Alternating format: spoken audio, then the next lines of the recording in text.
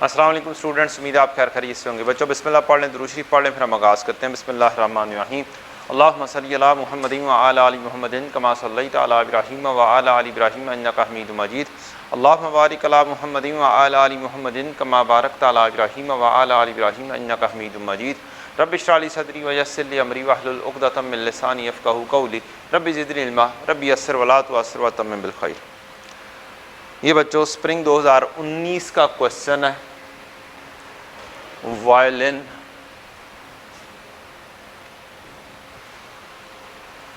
Family club. Requirement हमारी है income and expenditure बनाना है for the year ended 31 December 18 और फाइनेंशियल पोजीशन बनानी है 31 दिसंबर 18। इसका मतलब है कि हमारा ईयर एंड है 31 दिसंबर 18। हमने फॉर्मेट पहले से बना लिया हुआ है, लेफ्ट पेज, राइट पेज और फिर तीसरे चौथे पेज के ऊपर ये कहानियाँ, T accounts. Question, violin family club was formed in 2016। Following are the details of assets and liabilities of the club as on 31 December 17। क्या दिए हुए हैं जी? एसेट्स एंड लायबिलिटीज दिए हुए हैं 31 दिसंबर 17। मीन्स ये क्या है? हमारे ओपनिंग बैलेंसेस हैं। अब अगर हम इसको गौर से देखें, it is not a full complete financial statements. मेरा डेबिट और क्रेडिट आपस में मैच नहीं है। जब डेबिट एंड क्रेडिट आपस में मैच नहीं है, इसका मतलब है कुछ चीज़ें हिडन हैं। ठीक, मोस्ट प्रोबेबली सबसे ज़्यादा चांसेस हिडन होने का है फंड का, क्योंकि asset minus liabilities is equal to क्या होगा? फंड होगा। अकाउंटिंग इक्वेशन क्या होती है? Asset minus liability is equal to equity. अब यहाँ पर आके क्या हो जाएगा? Asset minus liabilities is equal to fund. ठीक, तो मोस्ट प्रोबेबली ये जो डिफरेंस होगा ये क्या होगा? फंड का होगा। And other thing possible is कि यहाँ पर कोई ना कोई एसेट या कोई ना कोई लायबिलिटी मेंशन ना किया गया हो जो कि कहीं पर नीचे जाकर आ जाए। डन। तो इस तरीके से पॉसिबिलिटीज आर देयर। ओपनिंग में हमारे पास सब्सक्रिप्शन इन एरियर आ रहा है 2016-17। एडवांस रेंट है, कैंटीन स्टॉक है, स्नूकर टेबल है, फर्नीचर एंड इक्विपमेंट है। हम अपनी आसानी के लिए स्टॉक का क्या करेंगे? टी अकाउंट बनाएंगे।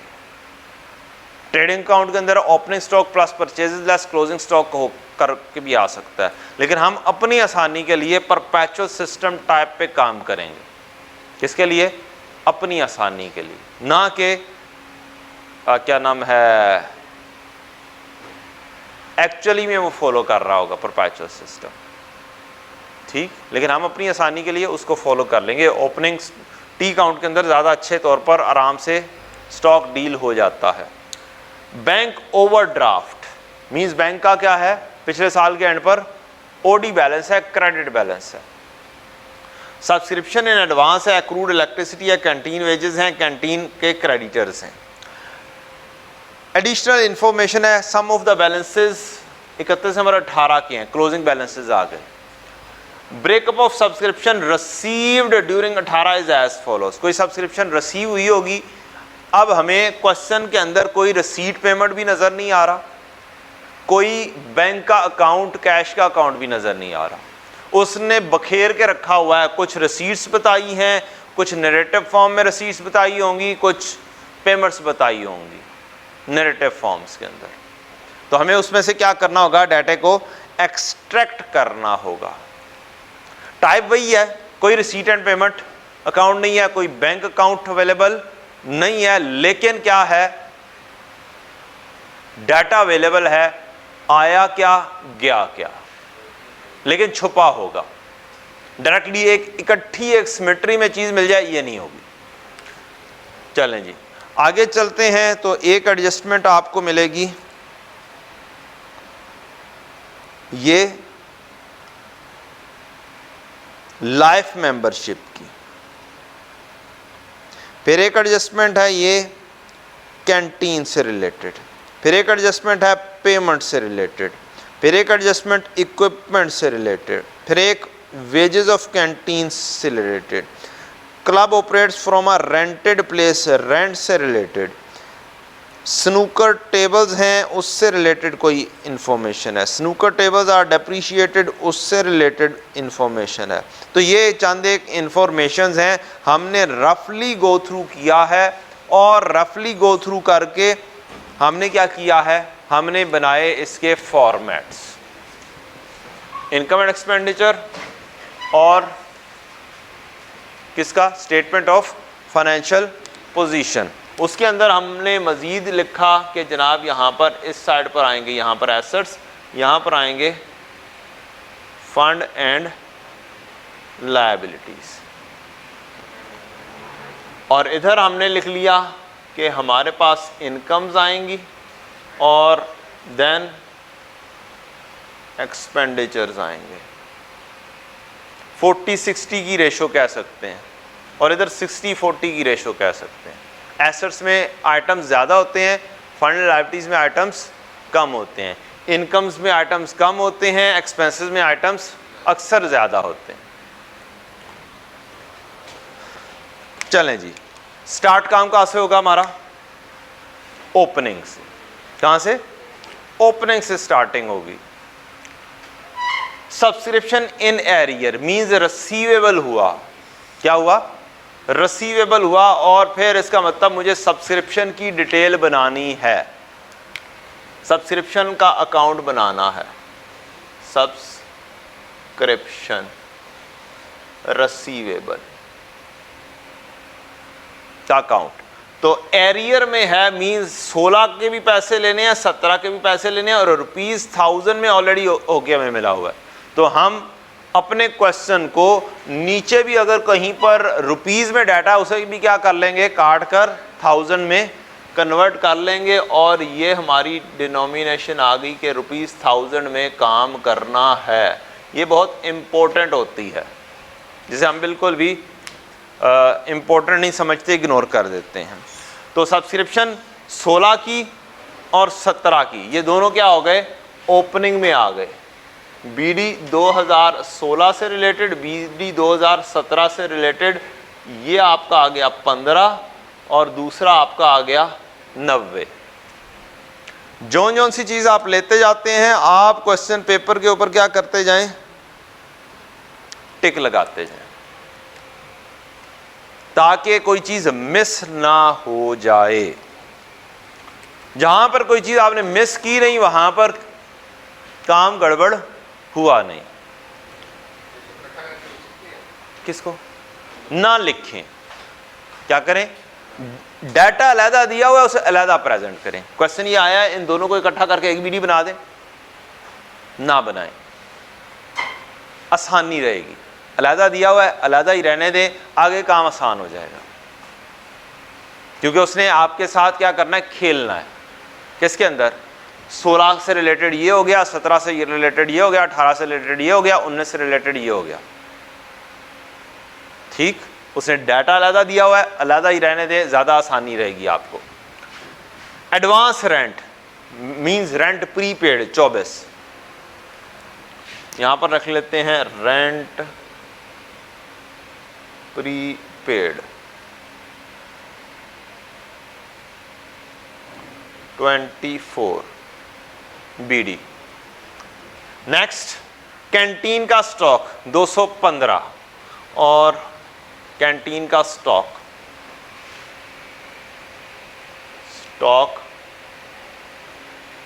कैंटीन 215 का BD आ गया।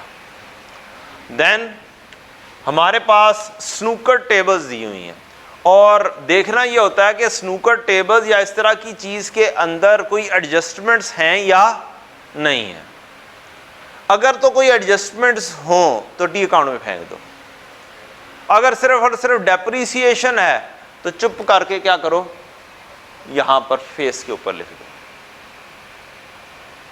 क्या बोल रहा हूं मैं, अगर एडजस्टमेंट्स हैं तो टी अकाउंट में फेंक दो, अगर एडजस्टमेंट्स नहीं है तो क्या कर दो, या सिर्फ एक डेप्रीसिएशन की एडजस्टमेंट है, तो डायरेक्टली फेस के ऊपर लिख दो। बहरहाल स्नूकर टेबल्स लिखी तो जानी है, लिखी तो जानी है, चाहे वैल्यू यहाँ पर लिखें या ना लिखें। स्नूकर टेबल्स आ रही हैं 960। मैं नीचे जाके जस्ट ओवरव्यू जो किया हुआ है उसको देखता हूँ, तो मुझे यहाँ पर एक स्नूकर टेबल्स की डेप्रीसिएशन से रिलेटेड एक कहानी आती है। चलो ये तो डेप्रीसिएशन होगी। Balance of snooker table as at 31 number 17 represents the book value of 5 similar table purchase in 2016। One of the tables was sold to a member for cash during the year for 212। 3 सिफर उड़ा दें।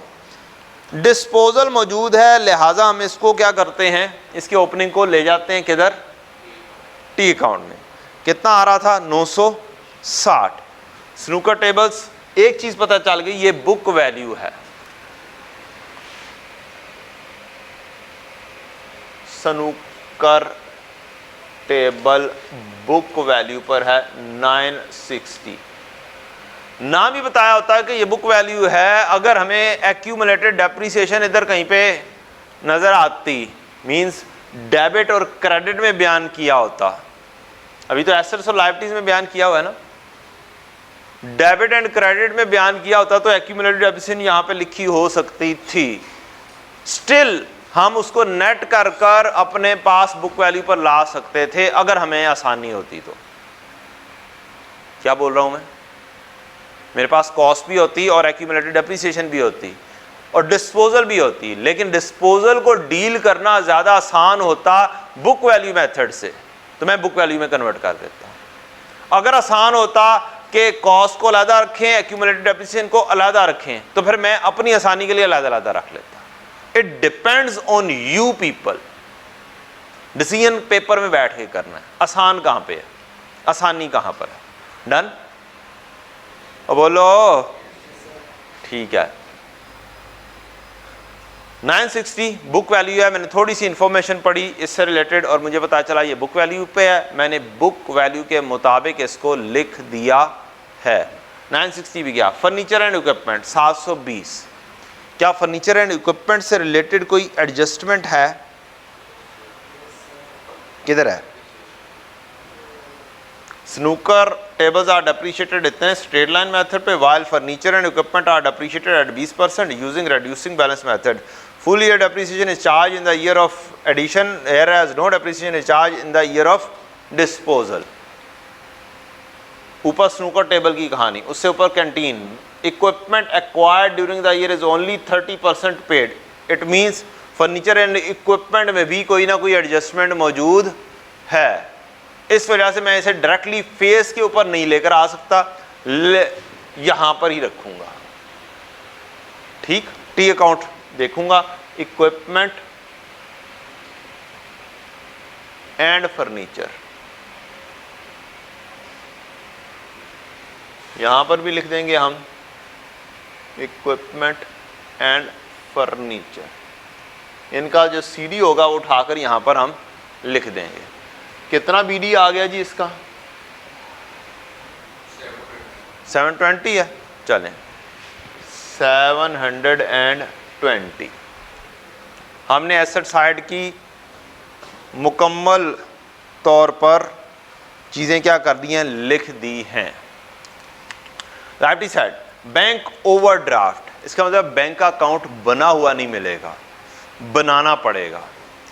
और overdrawn है, opening है, closing खुद बनाएंगे तो bank आएगा, वेदर इट इज ओडी आए या इसका क्या आ जाए, पॉजिटिव बैलेंस आ जाए। फिलहाल बैंक आपके पास गिवन नहीं है, आपके पास आपको बैंक का अकाउंट बनाना पड़ेगा। यहां पर बना देते हैं बैंक का अकाउंट। बैंक और बीडी आ रहा है overdrawn 181। Subscription in advance of 18। पिछले साल के एंड पर इस साल से रिलेटेड 18 की क्या आ गई हुई थी, पैसे आ गए हुए थे in advance 45। Subscription in advance BD 2018 से रिलेटेड ये क्या है, इन एडवांस, और ये आ गया आपके पास 45। Next, accrued electricity 23, canteen wages 11, accrued electricity 23, accrued electricity यहां पर ओपन कर लेते हैं।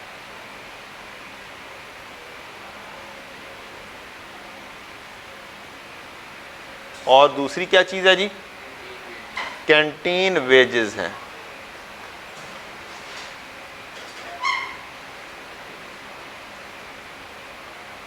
ये भी BD आ गया, ये भी BD आ गया।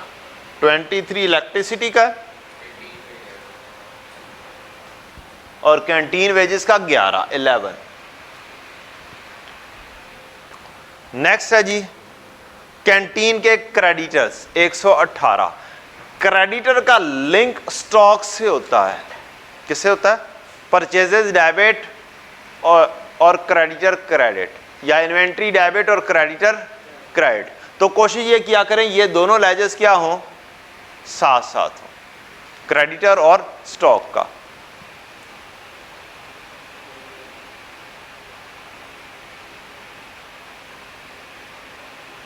कितना BD आ गया जी इसका, 118। कितने स्टेप्स पूरे हो गए, 2 स्टेप्स। फॉर्मेट बन गया, फॉर्मेट बनाने के बाद BD लिखे गए, CD नहीं लिखे गए। अभी CD जोन जोन से नजर आएंगे वो CD हम देख के लिख देंगे। आए जी, अब आते हैं आगे एडजस्टमेंट्स पर। ओपनिंग लिखे गए, additional information, sum of the balances of closing balances 31 December 18 के क्लोजिंग बैलेंसेस हमें मिल रहे हैं, और डायरेक्टली हम इन क्लोजिंग को भी क्या करते हैं, उठाकर फेंक देते हैं।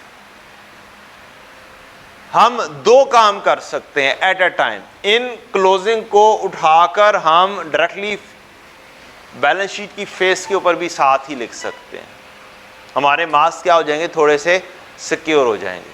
हाँ, कभी कभार ऐसा होता है कि ये जो क्लोजिंग मेंशन किए होते हैं उनमें बाद में मजीद अमेंडमेंट आ जाती है, वो अनएडजस्टेड बैलेंसेस दिए होते हैं, वेरी रेयर, कभी कभी। तो उस कभी कभी के लिए हम पेंडिंग ना करें अपनी, कि हम एसेट्स और लायबिलिटीज कम कर दें। जिस हद तक इंफॉर्मेशन फेस के ऊपर जा सकती है उस हद तक हमें इंफॉर्मेशन फेस के ऊपर फेंक देनी चाहिए। हमारे मार्क्स अचीव यहां पर से होने हैं सबसे ज्यादा, इन पर से उतने नहीं होने। सबसे ज्यादा कहां पर होने हैं, यहां पर और यहां पर, क्योंकि ये 2 मेन रिक्वायरमेंट्स। यहां पर आपने इंफॉर्मेशन ऐड अप कर दी तो चांसेस हैं कि आपको मार्क्स मिल जाएंगे। Closing balances subscription in arrear 18 का CD दिया हुआ है, रसीवेबल CD सब्सक्रिप्शन से रिलेटेड, जो कि 2018 का स्टिल रसीवेबल है, वो है 30। ये हमने लिख दिया, CD 2018 रसीवेबल 30 का। और इसको करंट एसेट्स में भी आप लिख सकते हैं, यहां पर सब्सक्रिप्शन रसीवेबल 30, या आपने पुट इन कर दिया, आपका एक CD यहां पर फिट इन होके आ गया, बैलेंस शीट भी बनना शुरू साथ साथ हो गई। पहले मैंने ऐसी बात पिछले दिनों में नहीं की कि आप CD आराम से उठाकर क्या कर सकते हैं, फेस के ऊपर भी साथ ही फेंक सकते हैं। हाँ, एंड पर लाजमी तौर पर इन सारे T अकाउंट्स का क्लोजिंग को हमने देखना है, वेरीफाई करना है। डन। अच्छा जी, कैंटीन का स्टॉक 247, कैंटीन का स्टॉक ये भी यहां पर लिखा जा सकता है, कैंटीन स्टॉक 247, यहां पर आ जाएगा कैंटीन का स्टॉक 247। ये वाला CD असल में यहां पर क्या आ गया, क्लोज हो गया, पोस्ट हो गया। एक्रूड इलेक्ट्रिसिटी 35 और कैंटीन के क्रेडिटर 142, एक्रूड इलेक्ट्रिसिटी 35, यहाँ पर करंट लायबिलिटीज के अंदर आ जाएगा आपका एक्रूड इलेक्ट्रिसिटी या एक्रूअल्स, खाली लिख दें तो सारी जमा कर देंगे, हम यहाँ पर एक्रूअल्स लिख देते हैं। एक्रूअल्स में पहला एक्रूअल 35 और क्रेडिटर्स 142, ये 35 है हमारा इलेक्ट्रिसिटी का, ये हमारा आ गया 35 कैरेट डाउन, और क्रेडिटर्स हैं 142 के, ये सीडी आ गया यहाँ पर 142। आपने साथ साथ क्या किया, साथ साथ आपने फाइनेंशियल स्टेटमेंट के अंदर भी सीडी लिख दिए और मार्क्स अचीव किए। इस वजह से जो स्टेटमेंट ऑफ फाइनेंशियल पोजीशन है इसके मार्क्स होते हैं कम। और से देखिए मार्क्स कितने हैं इसके 9 मार्क्स हैं स्टेटमेंट ऑफ फाइनेंशियल पोजीशन के, और इनकम एंड एक्सपेंडिचर के 12 मार्क्स। चूंकि सरेदस्त डाटा अवेलेबल होता है, जस्ट पोस्ट करना होता है बहुत सारा, इसलिए इसके मार्क्स क्या होते हैं, थोड़े से कम होते हैं। 4 इंफॉर्मेशन डायरेक्टली क्वेश्चन में से नजर आई, पहली एडजस्टमेंट में हमने वो पोस्ट कर दी, बैलेंस शीट में भी पोस्ट कर दी और सीडी भी लिख दी है। नेक्स्ट एडजस्टमेंट नंबर 2, और कहीं पे क्लोजिंग नजर आ रहे हो या पेमेंट्स नजर आई हैं दूर से, आसान एडजस्टमेंट्स क्या करनी है, अब बोलो बच्चों, आसान एडजस्टमेंट क्या करनी है, पहले करनी है। तो दूर से हमें पेमेंट्स नजर आई हैं, तो हम क्या करें, जैसे रिसीट एंड पेमेंट्स में से इंफॉर्मेशन उठाकर फेंकते हैं, हम क्या करें, इन पेमेंट्स को जल्दी जल्दी क्या करें, चलता करें। पहली चीज, कैंटीन के क्रेडिटर को पेमेंट, एंट्री क्या हो जाएगी, बोलें जी, क्रेडिटर डेबिट और बैंक क्रेडिट, इन एंट्रीज को अब करना पड़ेगा। कोई रिसीट एंड पेमेंट या बैंक अकाउंट बना हुआ हमें नहीं मिला, बनाना पड़ेगा। ये हमने बैंक ओपन किया हुआ, क्रेडिटर डेबिट और बैंक क्रेडिट 512 से, creditor debit bank credit 512।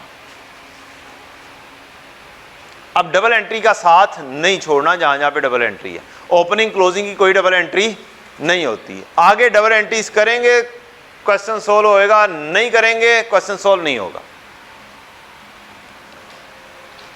Creditor debit bank credit की एक एंट्री हो गई।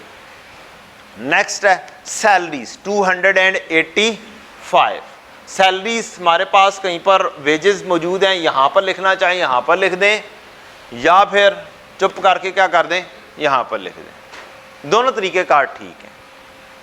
यहां पर लिखेंगे फायदा यह है कि चाचा असलम का तरीकाकार ऑप्ट हो जाएगा, क्या हो जाएगा, चाचा असलम वाला तरीकाकार ऑप्ट हो जाएगा। जोन सी पेमेंट है एंट्री हो जाएगी एक्सपेंस डेबिट और कैश क्रेडिट, और ये वाली जगह भर जाएगी सैलरीज।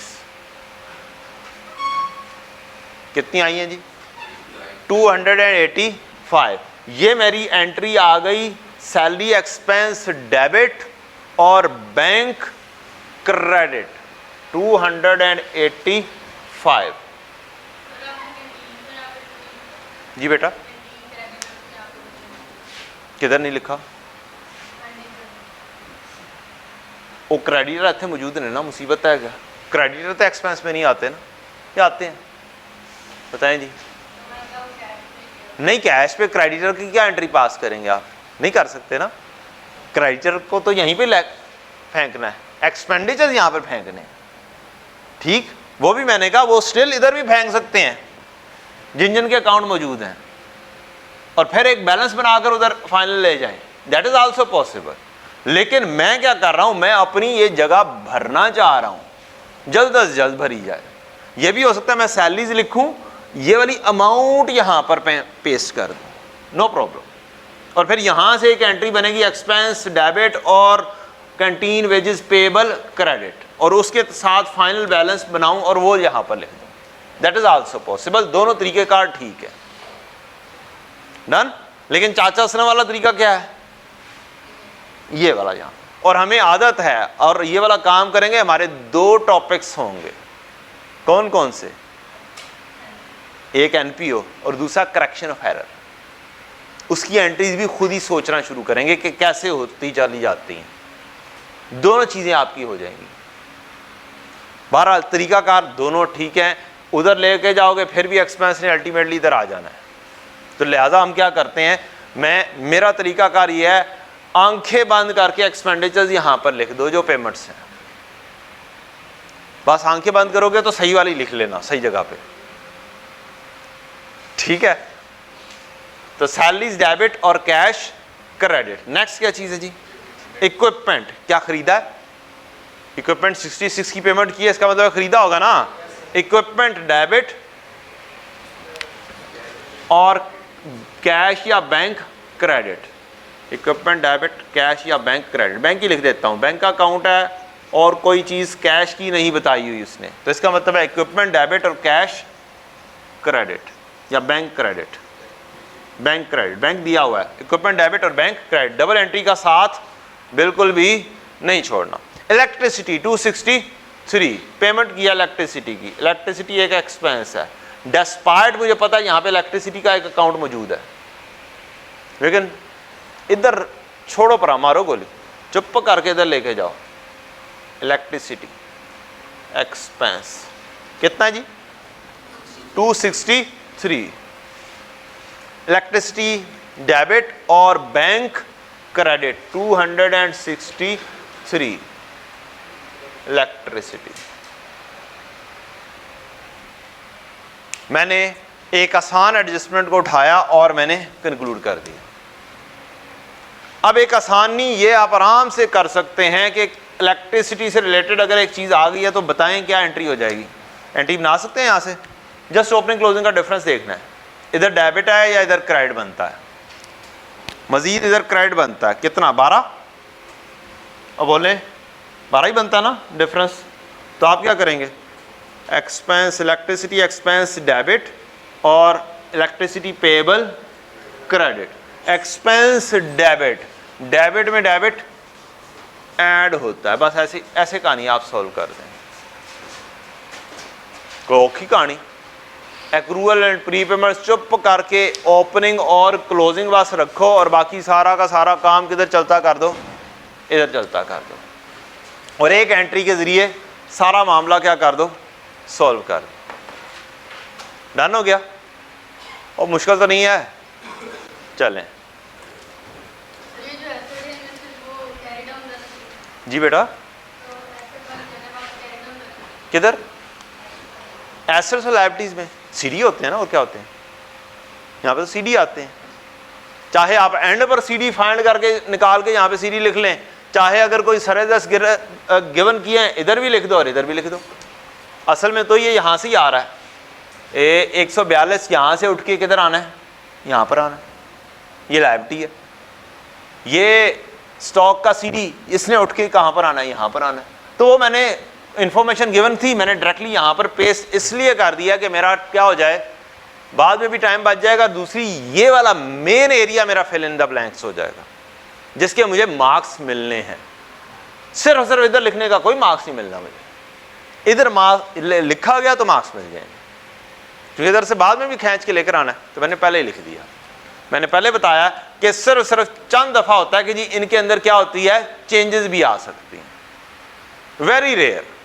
कोई एक आधी इंफॉर्मेशन दी होगी तो वो इंफॉर्मेशन जब करेंगे तो उसको ठीक भी कर लेंगे, नो प्रॉब्लम।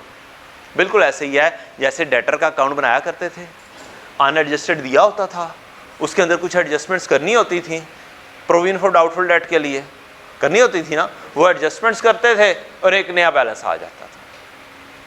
अब पूरे का पूरा बैड एंड डाउटफुल डेट यहाँ पर उठाकर उसने नहीं देना कि डेटर का दोबारा से बैलेंस निकालना पड़े, कोई एक आधी इंफॉर्मेशन हो सकती है। डन?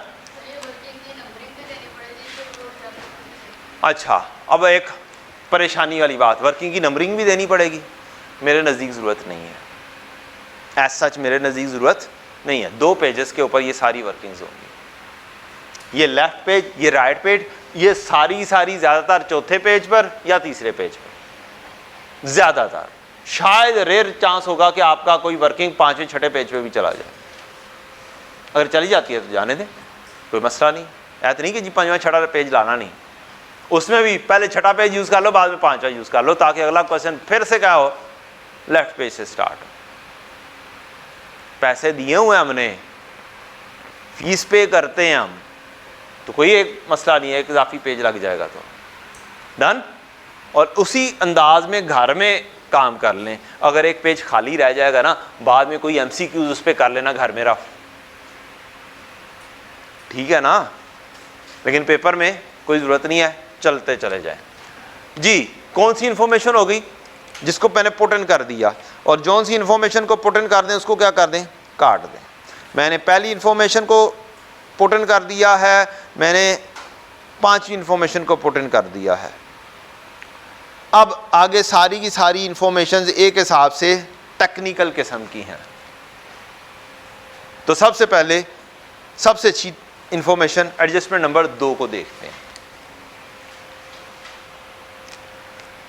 क्या कहता है, कहता है ब्रेकअप ऑफ सब्सक्रिप्शन रिसीव्ड का मतलब क्या होगा, एंट्री,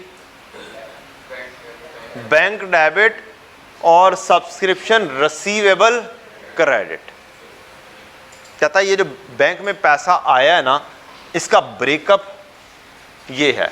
रिसीव्ड 2018 में हुआ है, इज एज फॉलोज। कहता है 2017 से रिलेटेड कितने हैं, 60। चुप करके इनकी अलग-अलग वैल्यूज लिख दो। क्या करो, चुप करके इनकी अलग-अलग वैल्यूज लिखो। बैंक डेबिट कौन से साल से रिलेटेड, 2017 से रिलेटेड कितना है, 60। फिर बैंक में 2018 से रिलेटेड कितना है, 920। और बैंक में ही 2019 से रिलेटेड कितना है, 75। हमारा साल कौन सा है, हमारा साल कौन सा है, 2018। ये बताएं, अगर अगले साल से रिलेटेड पैसे मुझे इस साल में आ गए हैं तो क्या ये इन एडवांस पैसे आए होंगे, बोलें जी। इसका मतलब ये वाला क्या बैलेंस बनना चाहिए, किधर जाना चाहिए, इन एडवांस का CD भी होना चाहिए है। CD हिडन होंगे, क्या होंगे, CD हिडन होंगे। इसी तरह से BD भी हिडन हो सकते हैं। क्या हो सकते हैं, BD भी हिडन हो सकते हैं। तो ये वाला इन एडवांस जो है ये CD भी बन जाएगा इन एडवांस 2019 से रिलेटेड 75 यहाँ पर भी आएगा। और जो ही आपने ये फाइंड किया, आप चुप करके यहाँ पर भी लिख सकते हैं subscription in advance 75 CD liability. Done हो गया। गौर से इंफॉर्मेशन को पढ़ना है।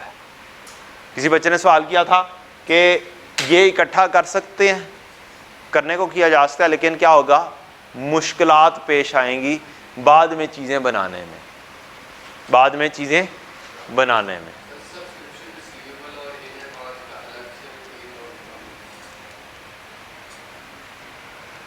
डील नहीं होगा। फिर भाई ने क्वेश्चन पूछा है सब्सक्रिप्शन रिसीवेबल और इन एडवांस का अलहदा से टी अकाउंट बनाएं, तो फिर डीलिंग नहीं हो पाएगी बेटा। कभी इसने इधर जाना है, कभी इधर जाना है, फ़ायदा कोई नहीं है। ठीक, मैं अपने लिए मुश्किलात पेश करूंगा, खड़ी करूंगा, और कोई हल नहीं है। डन। तो फिर इतने एक और ले आंदे। हमारा साल कौन सा है, 2018। 2020 भी दिया होता तो 2020 के भी यहाँ पे भी लिखते, यहाँ पे भी लिखते। कैश आया और अगले सालों से रिलेटेड है, वो CD बनना चाहिए। हाँ, नॉन करंट लायबिलिटी में चला जाता। अगर 2020 का आया होता तो नॉन करंट लायबिलिटी में चला जाता। बिल्कुल ठीक आपने कहा। अच्छा जी, 2018 में बैठ के 2019 से रिलेटेड आ गया, ये वाली एडजस्टमेंट हमने देख ली। अब हमने 3 एंट्रीज की हैं। क्या की हैं? ये क्रेडिट किया है तो बैंक डेबिट भी तो होना चाहिए ना। और बोलो, बैंक डेबिट और subscription receivable credit, subscription receivable 60 से, 920 से और 75 से। लें जनाब, डबल एंट्री हो गई हमारी। Bank debit, subscription receivable credit. आगे बढ़े जी, कहता है the club management has decided to write off the remaining subscription in arrear relating to the year 2016 and 17। क्या कर दिया उसने? कहता है मैंने बाकी का बैलेंस जो लेने वाला था ना 16 और 17 का, वो क्या कर दिया? बैड कर दिया, बैड डेट हो गए। तो यहां पर आपके बैड डेट आ जाएंगे। क्या आ जाएंगे? Bad debt. 16 का बैलेंस कोई आया यहां पे? जो 16 का लेने वाला था कोई नहीं आया। यहां पर कोई पैसे मिले? नहीं मिले ना। तो इसका मतलब है 16 का कितना बैड डेट हो जाएगा? 15 का बैलेंस बैड डेट हो जाएगा। अच्छा, ये बल्कि डायरेक्टली लिख देते हैं यहाँ पे 15। और 17 में 90 लेना था, आया कितना? इसका मतलब मजीद कितना जाएगा? 30। यहाँ पर ही 30 भी लिख देते हैं जमा करके। बैड डेट कितने हो गए? 45 के। एंट्री बैड डेट डेबिट और सब्सक्रिप्शन रिसीवेबल क्रेडिट, इसको कहाँ पर ले आओगे? यहाँ पर बैड डेट 15 जमा 30। डन हो गया। और कोई एडजस्टमेंट है या नहीं है? अब बोलो, और तो कुछ नहीं ना लिखा हुआ। चलें, फिर सारा कुछ सब्सक्रिप्शन से रिलेटेड हो गया। यहां पर मुझे सब्सक्रिप्शन रिसीवेबल डेबिट और सब्सक्रिप्शन इनकम क्रेडिट बनानी है। बैलेंसिंग सब्सक्रिप्शन इनकम, बैलेंसिंग बना दें जी। सब्सक्रिप्शन इनकम, बैलेंस कर दें बच्चों जल्दी जल्दी।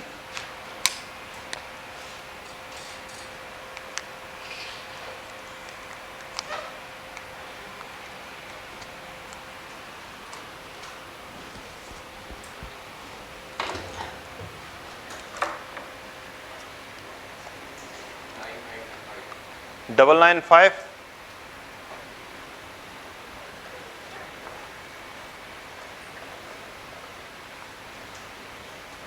कोई स्टूडेंट इसको क्रॉस वेरीफाई करने का तरीका बता सकता है? इस क्वेश्चन में क्रॉस वेरीफाई हो रहा है। बच्चे ने बताया 995 एंट्री करनी है रिसीवेबल डेबिट और इनकम क्रेडिट। 995 मैंने पहले बोला है कि डबल एंट्री से इधर उधर नहीं होना। जहां पर आप डबल एंट्री से इधर उधर हुए नहीं, वहां पर आपने अपने लिए गड़ा खोदा नहीं। एक इंफॉर्मेशन लूज हो गई मींस आधा मार्क्स लूज, खास तौर पे इधर और इधर भी डेफिनेटली। 2018 को क्रॉस वेरीफाई करवाएं जी। 2018 की इनकम, क्या 2018 की इनकम पिछले साल कोई 45 आई है? बोलें जी। 45 पिछले साल में आई थी। क्या इस साल के अंदर 2018 से रिलेटेड 920 आया जी? 920 इस साल में आया। क्या 2018 से रिलेटेड स्टिल 30 रिसीवेबल है? टोटल करें 995। इस क्वेश्चन में क्रॉस वेरीफाई हो रहा है, हर क्वेश्चन में नहीं होता, हर क्वेश्चन में नहीं होता, इस क्वेश्चन में हो रहा है। ओपनिंग में पिछले साल पे पैसे आ गए, इस साल में पैसे आ गए, और जो बाकी रह गए हैं वो। ठीक, तो अगर कभी इस तरह से इंफॉर्मेशन अवेलेबल हो, क्रॉस वेरीफाई करके चेक कर सकते हैं, कोई चीज़ आपने मिस तो नहीं कर दी। अगर 2-3 सालों का डाटा है और करंट ईयर का डाटा मुख्तलिफ जगहों पर मौजूद है, तो जब आपने लिखा होगा तो दिमाग थोड़ा सा चलाकर ये काम भी हो सकता है। आपने इसका मतलब सारा काम सही किया है। सब्सक्रिप्शन की एक अच्छी एडजस्टमेंट है ये इस क्वेश्चन के अंदर। Any question till now, any question on this adjustment और टिल नाउ, अभी तक कोई क्वेश्चन आप लोगों का, कोई दिमाग में कोई कहानी घूम फिर रही हो जो ना समझ लग रही हो? चलें जी, सब्सक्रिप्शन हो गई है हमारी मुकम्मल, ये वाली एडजस्टमेंट। नेक्स्ट बहुत अच्छी सी एडजस्टमेंट हमारे इस क्वेश्चन में है, वो है लाइफ टाइम मेंबरशिप की। लाइफ टाइम मेंबरशिप किसी ज़माने में 2-3 अंदाज में चलती थी। क्या कह रहा हूँ जी? किसी ज़माने में 2-3 अंदाज में चलती थी। इसे फंड के तौर पर भी रखते थे, इसे लाइबिलिटी के तौर पर भी रखते थे, इसे इनकम में भी डायरेक्टली ले जाते थे। अब नहीं, अब ये सिर्फ कहाँ पर जाएगी? डेफर्ड लाइबिलिटी में जाएगी। कहाँ पर जाएगी? डेफर्ड लाइबिलिटी में जाएगी। और लाइफ मेंबरशिप नॉर्मली ऐसा होता है कि आपको कहा जाता है कि जी आप लाइफ टाइम मेंबरशिप पे करें और आपको ये 10 साल के अंदर, ये 10 साल तक चलती रहेगी या 15 साल तक चलती रहेगी। ऐसे ही है, किसी लाइब्रेरी में जाएं, उनको लाइफ टाइम मेंबरशिप कहें तो वो भी कहेंगे आप इतने रुपए जमा करवा दें, वो क्या उसके अंदर लाइफ टाइम वो दे देंगे। लेकिन अब कौन जानता है वो बेचारा बंदा कब तक जीता रहेगा? तो उसको कोई ना कोई कंपनी की क्या होगी, नॉन प्रॉफिट ऑर्गेनाइजेशन की पॉलिसी होगी, इसको over the span of 10 years लेकर जाना है, over the span of 8 years में इनकम में लेकर जाना है, over the span of 15 years में लेकर जाना है। बात समझ लग गई? तो इसको ओवर द स्पैन इनकम बनाया जाएगा as per non profit organisation policy. चलें जी, बड़ी मजेदार और अच्छी एडजस्टमेंट है। A scheme was introduced in 2016 under which a person is awarded a lifetime membership upon payment of 120, 3 सफर काट देने चाहिए, ₹1000 में काम कर रहे हैं। Life membership received in the year 16, 17 और 18 वर 5, 8 और 6। 5 बंदों को अवार्ड दिया गया 16 में, 8 बंदों को दी गई 17 में और 6 बंदों को दी गई 18 में। Life membership are credited to life membership fund. वो जहां पर मर्जी ले जाए, वो फंड में ले जाए। ये एक लेजर का नाम होगा। क्या होगा? लेजर का नाम होगा कि उसने फंड के अंदर रख दिया इसको। upon receipt and are transferred to income equally over 10 years starting from the year of admission। Mean जिस साल में वो ऐड हुआ है उस साल में भी क्या करेंगे? 10 साल है ना, तो इसका मतलब 10% ट्रांसफर कर देंगे। ठीक है जी। तो अब इसकी कहानी, लाइफ मेंबरशिप की कहानी कोई स्टूडेंट बना सकता है तो ज़रा बना दें। आपके पास हैं 3 मिनट। सोचें, इस एडजस्टमेंट्स को बनाने की कोशिश करें, इसका कोई ना कोई काम बनाएं, फिर मैं डिस्कस करूंगा। जो भी दिमाग में आता है आपके, जैसा भी दिमाग में आता है, आपको इस साल का काम करना है। इस साल में क्या हुआ है, क्या नहीं हुआ।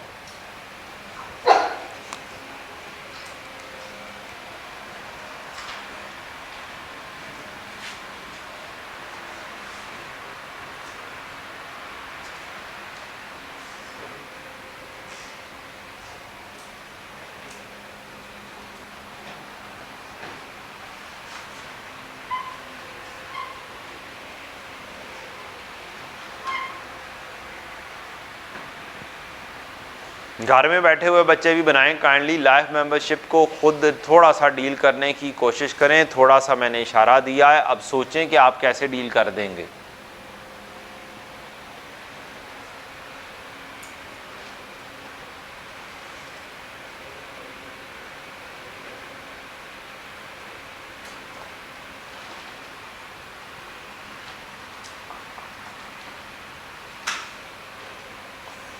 लाइफ मेंबरशिप,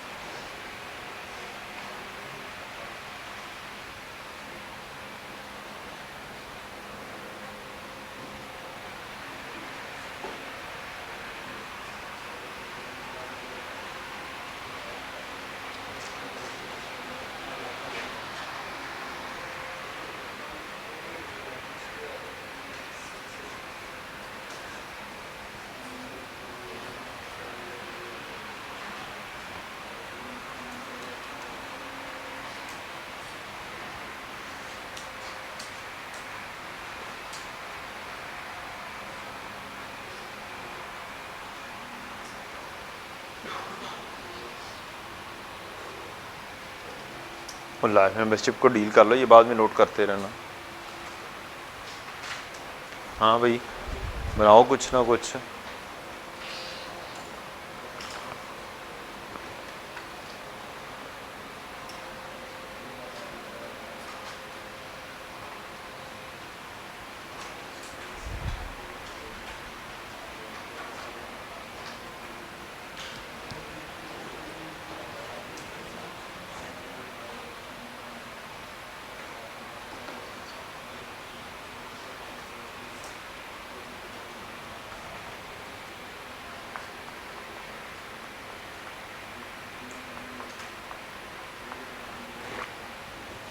हाँ भाई,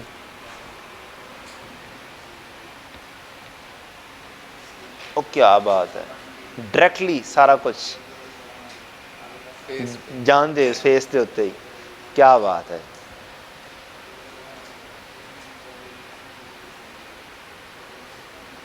ओ ज़बरदस्त ज़बरदस्त। इनकम में कितना लेकर गए हो? अच्छा जी, यहाँ से निकला हुआ सारा इनकम में, वो सारा इनकम में। ज़रा ज़रा ज़्यादा भी जल्दी नहीं मचानी है। अच्छा ट्रीटमेंट है, लेकिन ज़रा सा जल्दी है, ज़रा सी जल्दी मचाई है जी बेटा जी। तो कुछ ना कुछ तो करना है, मैं तो सारा कुछ पढ़ाया है, मैंने तो ये चीज़ पढ़ाई हुई है, इतनी ज़्यादा पढ़ाई है कि कोई हद नहीं। IS 20 पढ़ाया है, डेफर्ड पढ़ाई है, वही है, और तो है ही कुछ नहीं है। मैंने तो जब बोला डेफर्ड लाइबिलिटी है तो फिर इसका मतलब है मैंने सारा पढ़ाया। IS 20 इतना आप करते रहे हो कि नहीं करते रहे हो? तो ये IS 20 अप्लाई हो रहा है, और क्या अप्लाई हो रहा है? डेफर्ड लाइबिलिटी कहाँ पर सीखी है आपने? IS 20 में सीखी है। डेफर्ड इनकम क्या किया बेटा जी आपने?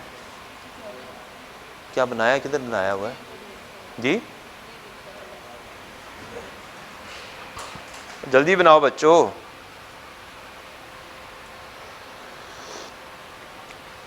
चलो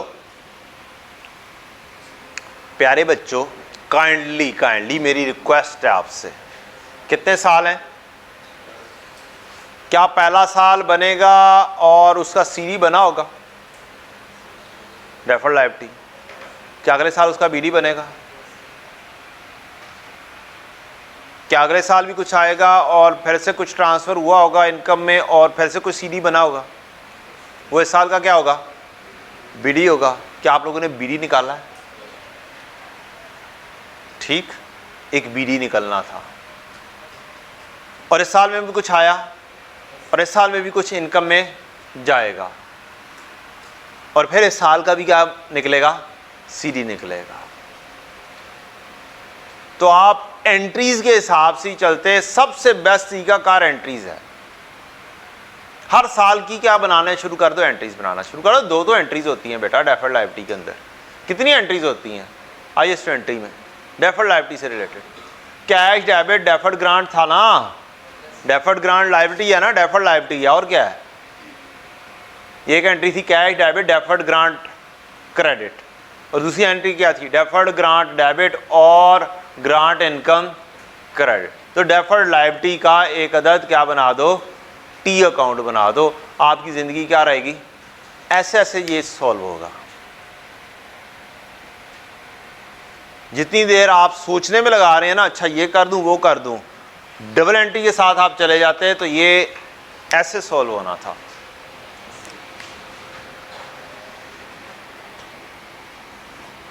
दो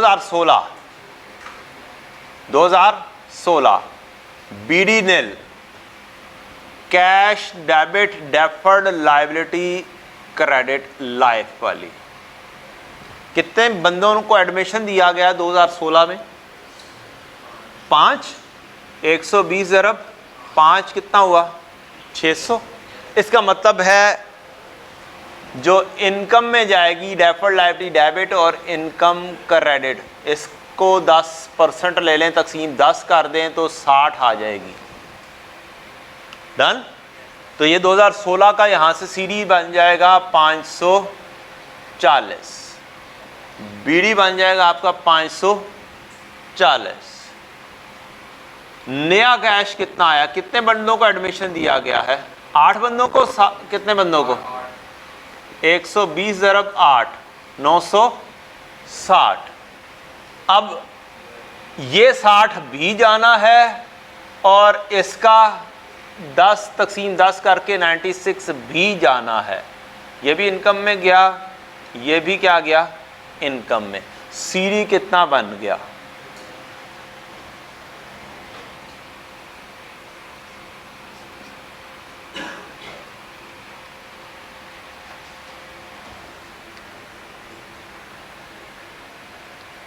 बताएं जी। दो एंट्रीज बन रही हैं, cash debit deferred liability credit, और दूसरी एंट्री बनी है डेफर्ड लायबिलिटी डेबिट और income credit.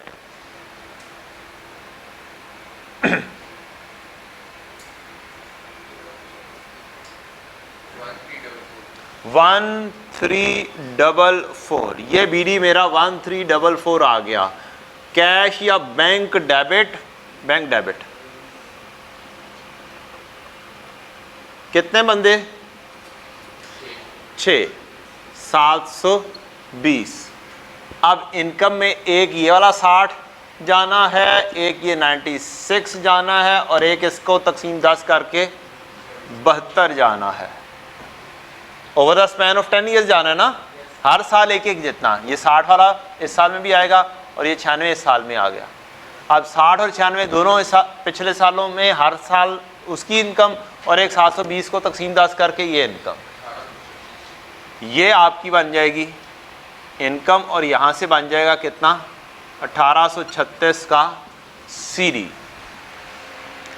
This BD was hidden, छुपा हुआ था, गिवन नहीं था, और इनकम कैलकुलेट करनी थी। अब इसके अंदर दो एंट्रीज हो रही हैं, वो ही बता दो 2018 में कौन कौन सी एंट्री हो रही है। एंट्रीज तो हमने 2018 की अब पोस्ट करनी है ना।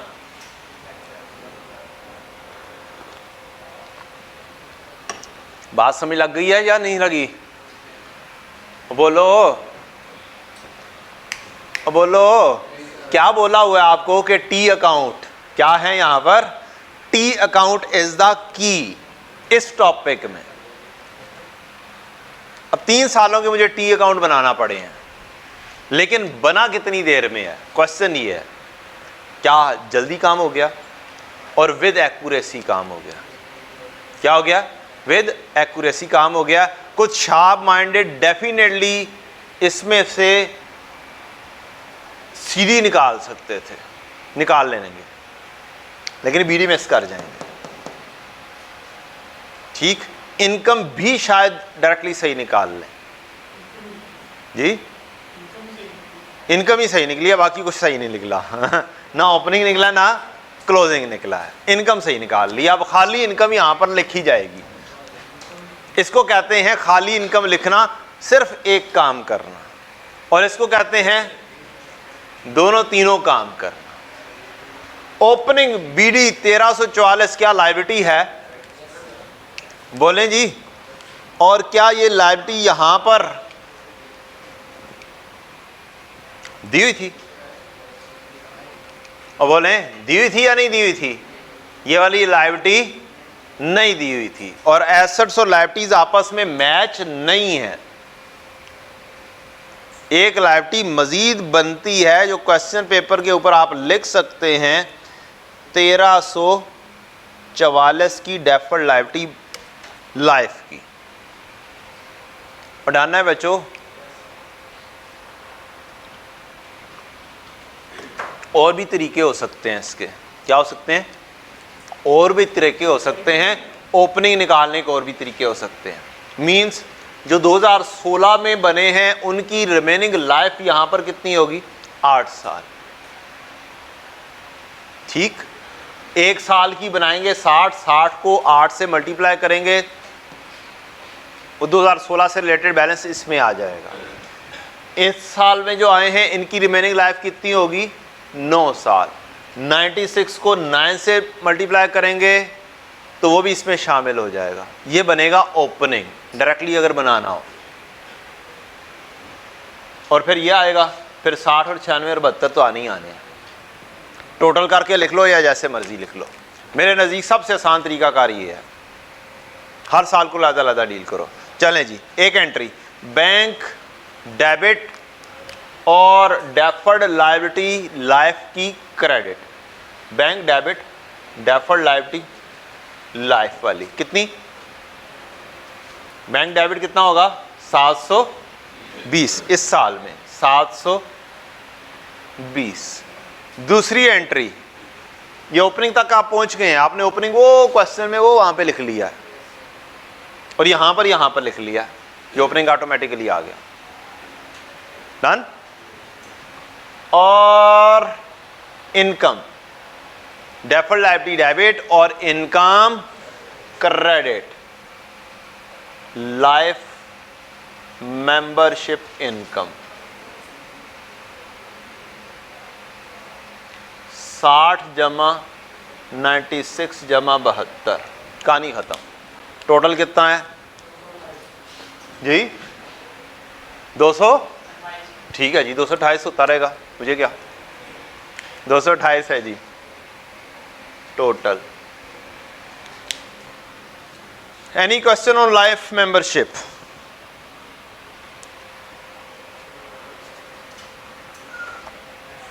बोलें जी।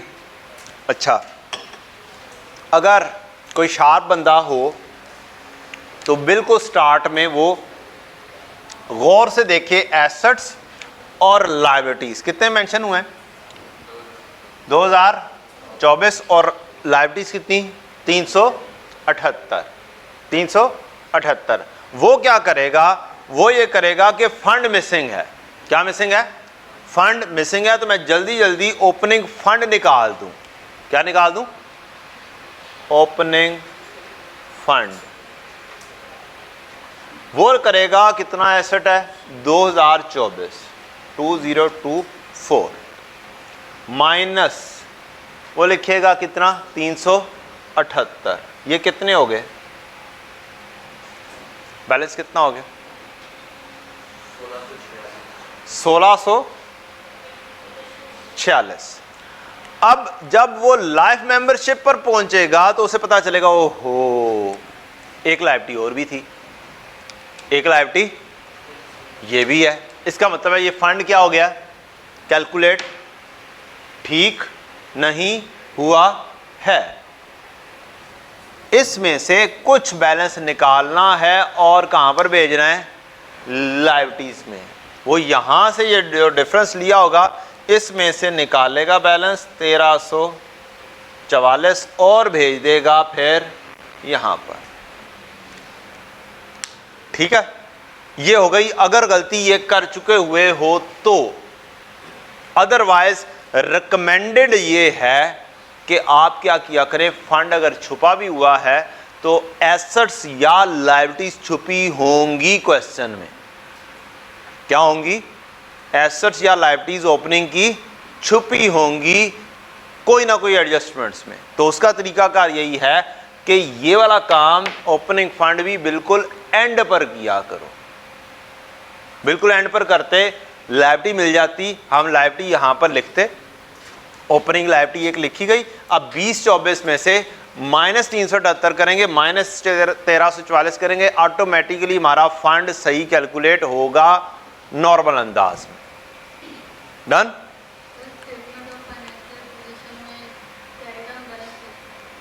हाँ हाँ ओपनिंग बेटा जी, मैंने तो कल भी आपको क्वेश्चन करवाया और सारे के सारे ओपनिंग फेंके थे कि नहीं फेंके थे?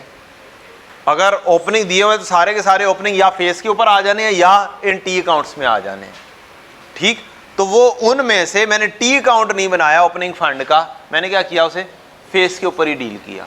इसमें जो चेंजेस आएंगी वो ज़्यादातर चेंजेस होती हैं, इसमें ऐड होता है सरप्लस। क्या होता है जी?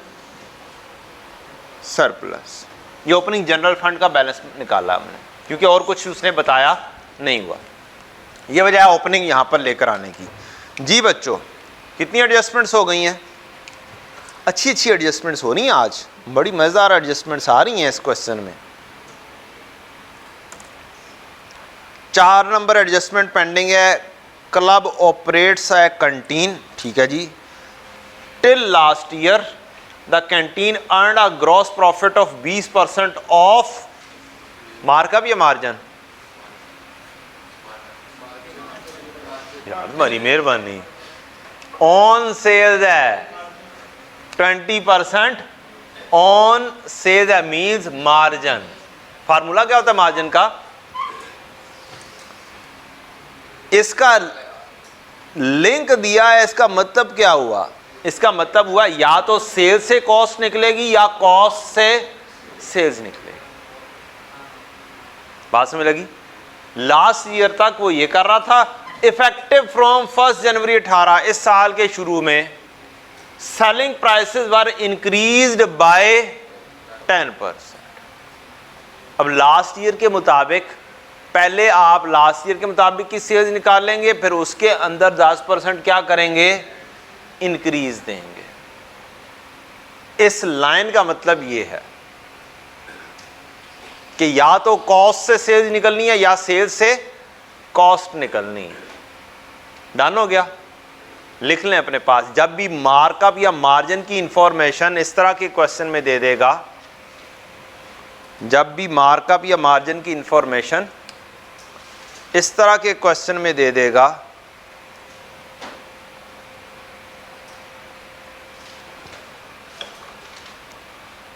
तो या तो कॉस्ट से सेल्स निकलेगी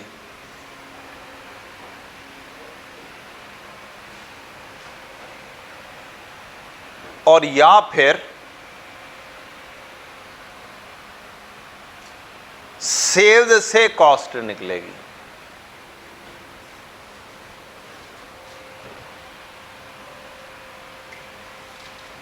अभी इस इंफॉर्मेशन को मैं कुछ कर नहीं सकता फिलहाल, आगे चलते हैं। आगे कौन सी इंफॉर्मेशन की जाए?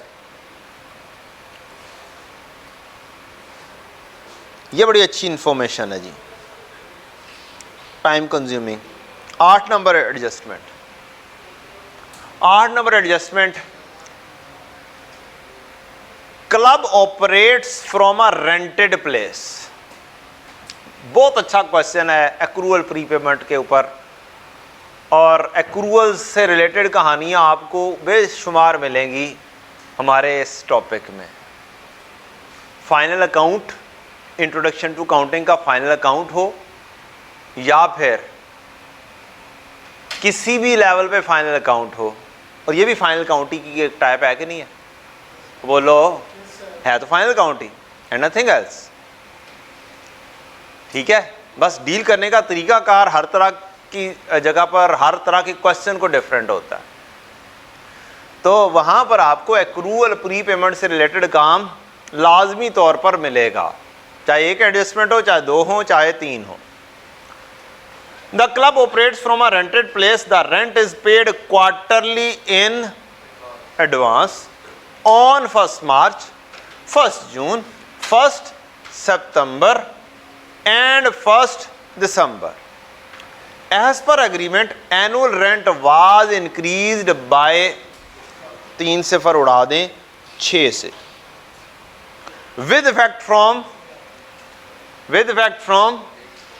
वो किधर गया, 1 सितंबर 18।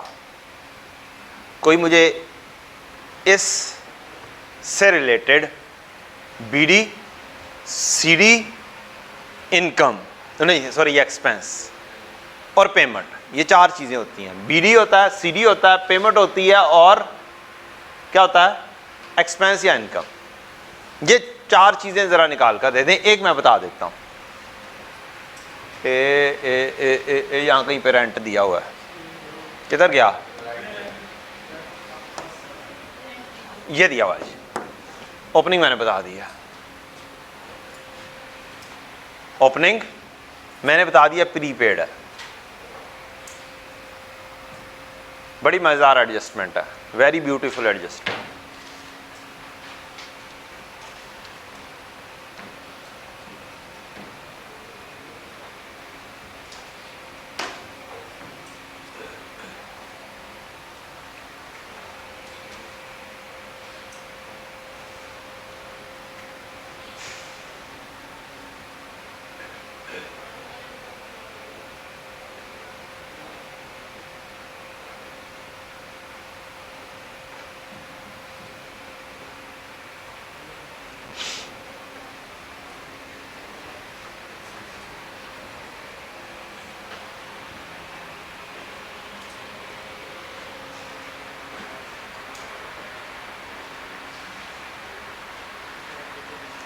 हाँ भाई, तुम नहीं, कैमरा मैन तुम नहीं कर रहे हो,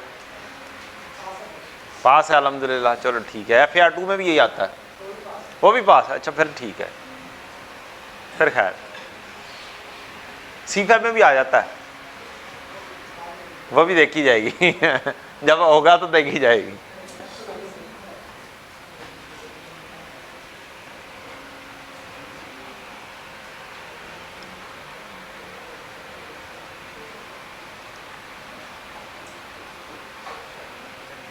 जो उनसे तरीके सिखाए हैं काइंडली उन तरीकों के ऊपर जाएंगे, आसानी से हो जाएगा।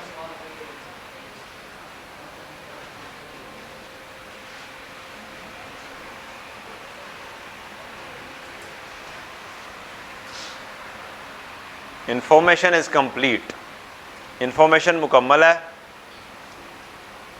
सिर्फ क्या करना है, आपने उसको निकालना है।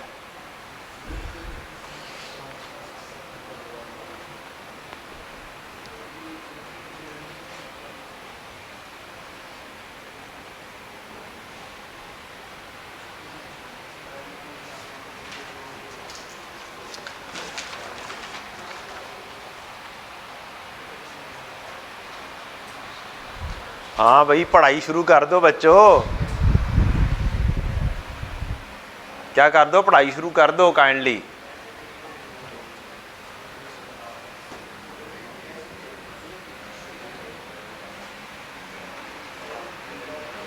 आपके सामने एक एक्रूअल की एडजस्टमेंट आई है और आपने कर लिया, और वेल डन। एक बच्चा कहता मैंने कर लिया है, लेकिन फिर उसने सारे ला दिया, नहीं मैंने नहीं किया।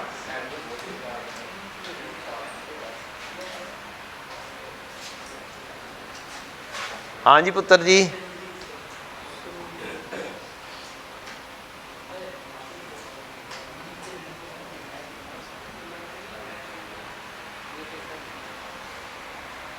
मैंने लगवा ले यार, नजर नहीं आ रहा तो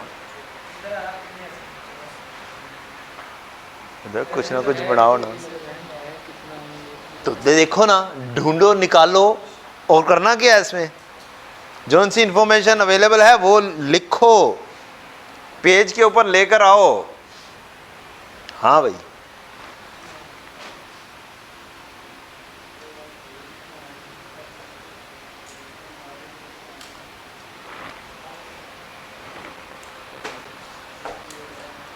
well done, well done, well done, well done, काफ़ी अच्छा काम किया है। और ये लाइट चली गई है, चलें जी, ऑन करें। हमारे पास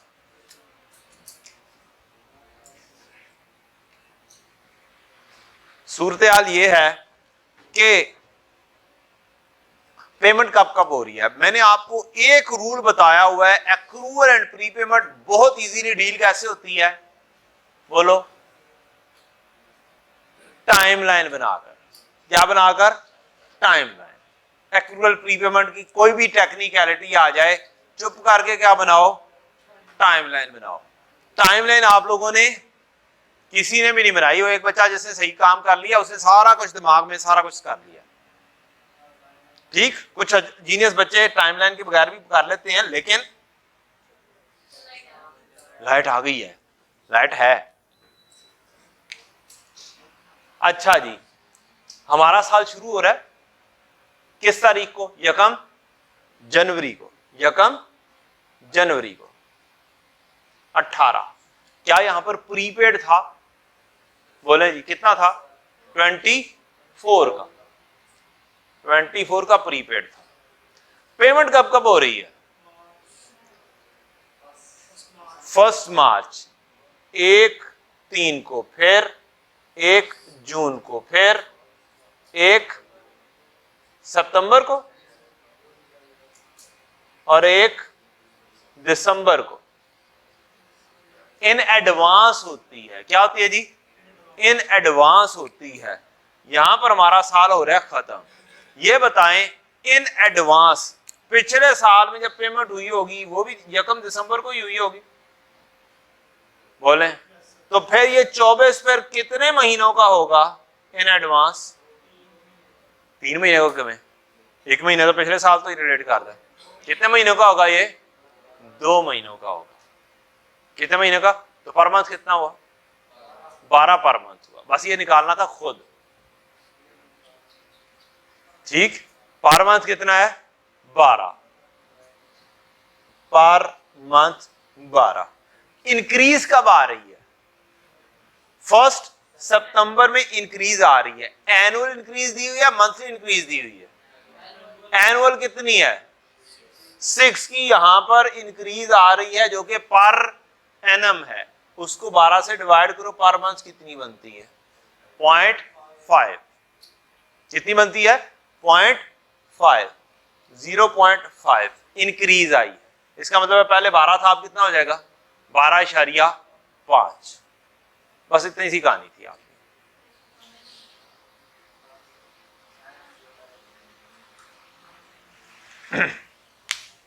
चलें जी, अब आप बताएं बेटा, प्री पेमेंट कितनी थी?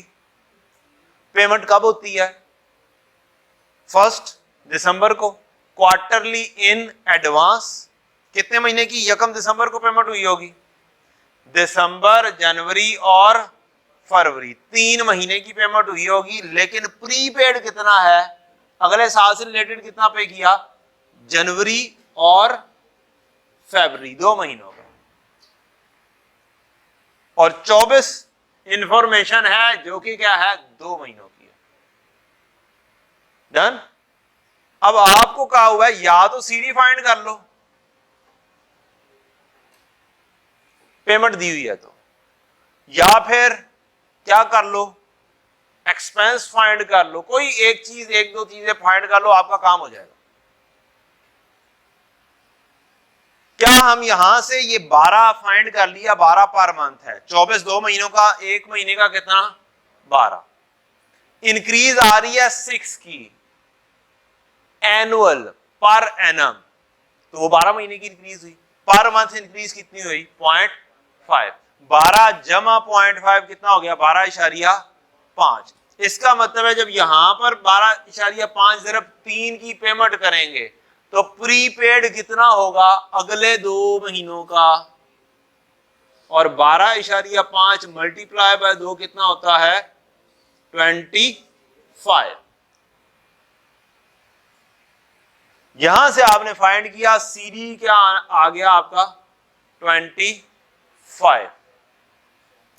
यहां से आप एक्सपेंस फाइंड कर सकते थे कि 12, एक्सपेंस तो सीधा सीधा सा है, 12 कितने महीने, अगस्त महीने 8, और 12.5 कितने महीने, 4 महीने। सीधा सीधा सा एक्सपेंस निकल आना, क्या निकल आना था, पेमेंट हम दे, बाढ़ में गई पेमेंट, वो निकाल लेंगे यहां से, बैलेंसिंग निकाल लेंगे। एंट्री एक्सपेंस डेबिट और पेएबल क्रेडिट, क्या एंट्री हो सकती है, एक्सपेंस डेबिट और पेएबल क्रेडिट। उधार तस्वुर कर लो, यहां पर से ले आओ, 12 ज़रब 8 जमा 12.5 ज़रब 4, इधर से भी निकल सकता है।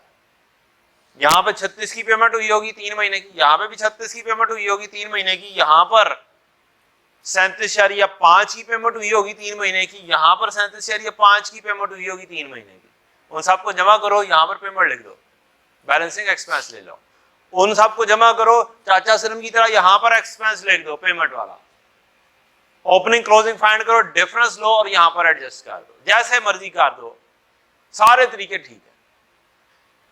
आज चाचा सलम को जरा साइड पे करते हैं और क्या करते हैं, एक्सपेंस डेबिट और पेएबल क्रेडिट, ये निकालना ज्यादा आसान है इस एडजस्टमेंट।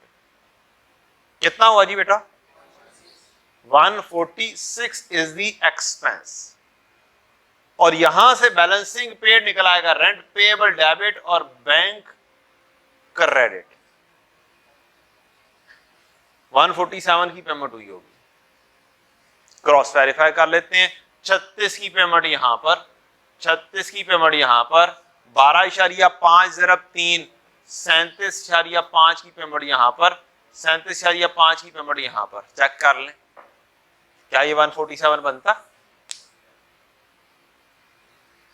ये वाली चीज पहले फाइंड कर सकते थे, बेशक ये वाली चीज चाचा असलम की तरह कर देते ऐसे, रेंट एक्सपेंस डेबिट और बैंक क्रेडिट 147, आपने कैलकुलेशन की 36 36 37.5 और 37.5, किधर गया, पे बैंक रेंट पेड 147 का पेड किया आपने, और ओपनिंग क्लोजिंग का डिफरेंस लेते 24 और 25 का, तो यहां पर 1 लिखा जाना था, रेंट प्रीपेड डेबिट और एक्सपेंस क्रेडिट हो जाना था, फिर -1 हो जाना था, ऐसे हो जानी थी, जैसे रूटीन में चाचा सलम वाला काम करते हैं। ठीक है, उस तरीके से नहीं कर रहे तो आप एक एंट्री बनाओ, उधार के ऊपर ले जाओ, एक्सपेंस डेबिट और पेएबल क्रेडिट 146 एक एंट्री, दूसरी एंट्री रेंट पेएबल डेबिट और बैंक क्रेडिट 147 दूसरी एंट्री। डन, बोलो जी, औखा तो नहीं ना, मुश्किल तो नहीं था। अच्छा जी, जो प्रॉपर्टी प्लांट एंड इक्विपमेंट है वो मैं नहीं करवा रहा, वो बहुत कर चुके हुए हैं, वो वाली एडजस्टमेंट काइंडली क्या करनी है, खुद करनी है आपने। मैं कैंटीन को थोड़ा सा डील करने लगा हूं, क्या करने लगा हूं, कैंटीन को थोड़ा सा डील करने लगा हूं, फिर हम छुट्टी करेंगे इंशाल्लाह। कैंटीन के क्रेडिटर से क्या यहां से एंट्री बन सकती है, BD CD bank inventory debit और पेएबल क्रेडिट,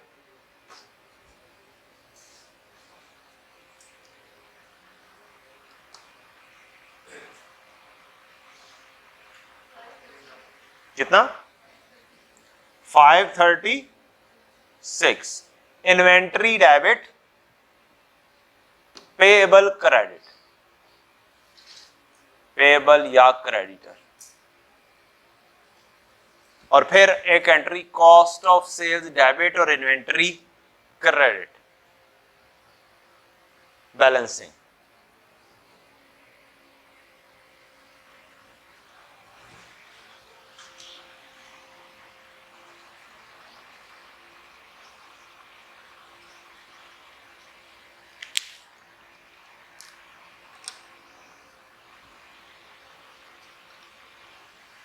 बताएं जी,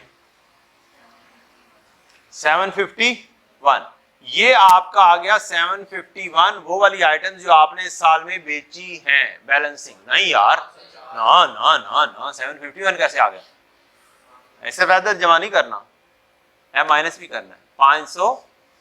504 entry cost of sales debit और इन्वेंटरी क्रेडिट, ये यहां पर कॉस्ट ऑफ सेल्स डेबिट हो गया 504, ये डेबिट हो गया। अब आपको इंफॉर्मेशन दी हुई है सेल्स की कि पिछले साल तक आप क्या मालूम करते रहे हैं, सेल्स 20% मार्जिन पर करते रहे हैं, और मार्जिन का फार्मूला है C is equal to S into 1 minus R, और आपको अब कॉस्ट मौजूद है, यहां पर किस पर पहुंचना है, सेल्स पर पहुंचना है। तो sales is equal to C divide by 1 minus R। 504 को तकसीम करो 1 माइनस 0.2, 20% ही दिया हुआ था ना। पुराने रेट्स के मुताबिक सेल कितनी? 630 है पुराने रेट्स के मुताबिक। ठीक, उसने कहा है इनकी प्राइसेस क्या हो गई हैं, 10% से बढ़ गई हैं। तो ये बिफोर इंक्रीज हुआ और एक आफ्टर इंक्रीज चाहिए आपको, फार्मूला इंटू 1 प्लस आर का बताया हुआ है, याद है जी, आसान वाला फार्मूला। तो इसको 1 प्लस 10% से बढ़ा दें, 1.1 से मल्टीप्लाई कर दें 693,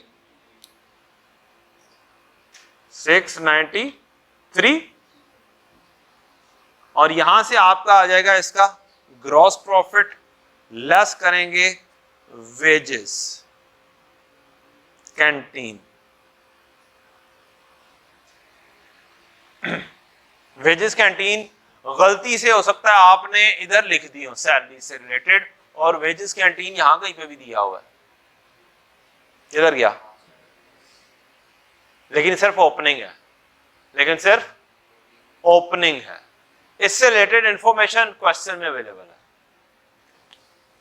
वो क्या है? कहता है प्यारा सा बंदा कि wages of canteen are staff paid on 5th of each month। इसका मतलब है एक महीने की वेज पे नहीं की गई हुई है, और पिछले महीने, और टोटल वेज कितनी है, सैलरी 285 दी हुई है, और तो कहीं पर कोई इंफॉर्मेशन नहीं है, या सैलरीज है या वेजेस दी हुई है, और कोई इंफॉर्मेशन मुझे क्वेश्चन में नजर नहीं आई। तो फिर मैं ये तसव्वुर कर सकता हूं ये 285 जो है ये क्या है, पेमेंट है। क्या है? ये मैंने लिख दिया यहां पर, मैं इसको करता हूं, यहां से काटता हूं और लेकर आता हूं यहां पर कैंटीन वेजेस पेएबल डेबिट और कैश या bank credit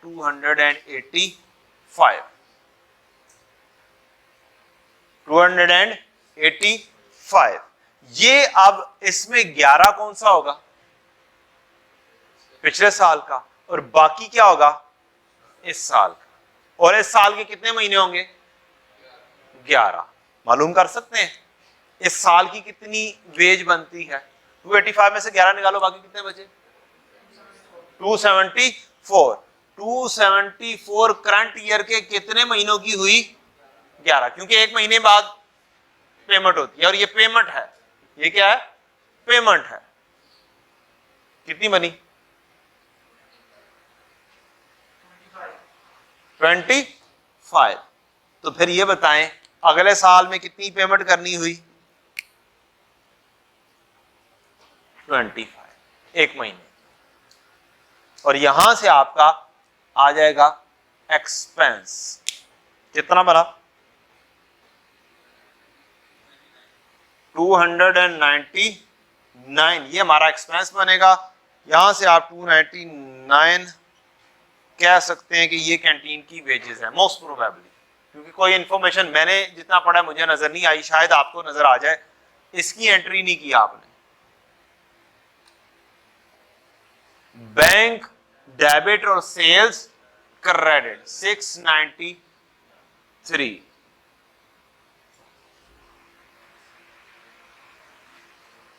expense debit payable credit, payable debit और कैश क्रेडिट ये पहले से हो चुकी थी और ये सीडी निकल कर आ गया।